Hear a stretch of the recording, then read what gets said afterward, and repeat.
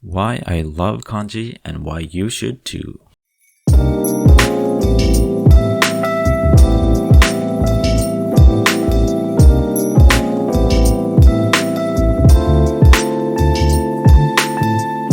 The thing that Japanese learners seem to have the most trouble with is the writing system, and by that I mean kanji. When I first wanted to learn Japanese, I found it almost impossible to remember a single character. Every symbol just seemed random. I remember trying to learn the character miyabi, and I just couldn't do it. I tried to write it from memory, but it just wouldn't stick.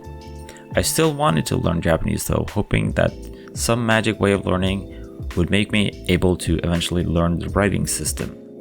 As I got the basics down and started to push forward, I started to appreciate kanji more and more.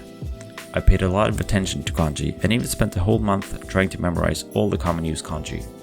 What I noticed is that this really paid off. Compared to my fellow classmates who started learning Japanese at the same time, I seemed to find it easier to remember new words, and I was able to read native level material faster. Why was that? The thing is that while kanji can be difficult to learn, they are also very useful once you know them. Since kanji contain meaning as well as the sound of the word, it can make new words easier to understand. An example I like is tomin, or hibernation in Japanese. The characters mean winter and sleep. Even if you've never seen the word before, you'll know what it means. If you're a learner of English and you encounter hibernation on the other hand, chances are that you won't know what it means without looking it up. Using kanji means that you can convey a lot of information into just one character. On doors in Japan, it just says this character instead of push. All the information necessary is contained within one character. It might be more complex than characters from the Latin alphabet, but it doesn't need to take up a lot of space.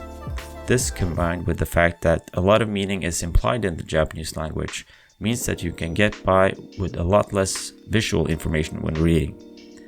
People who translated video games from Japanese when space was more of an issue also came across this problem.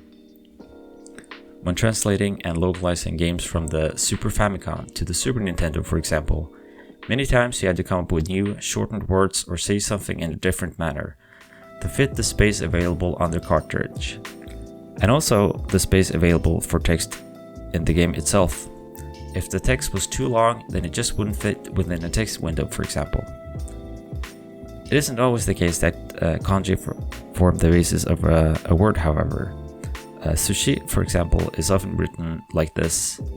This is called ateji, meaning that the characters are selected for their phonetic reading instead of their meaning.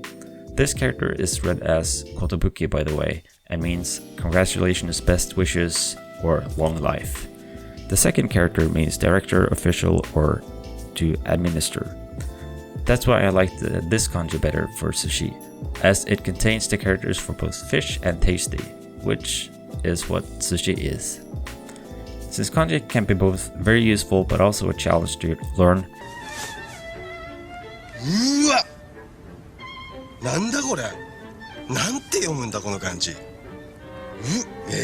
you should start working on it as soon as possible after you start learning Japanese. Once you know hiragana and katakana, start right away. You can't truly master Japanese without kanji, so don't neglect it. You might think you can, but you'll come to the realization that you need to know kanji eventually, so it's better to get started as early as possible.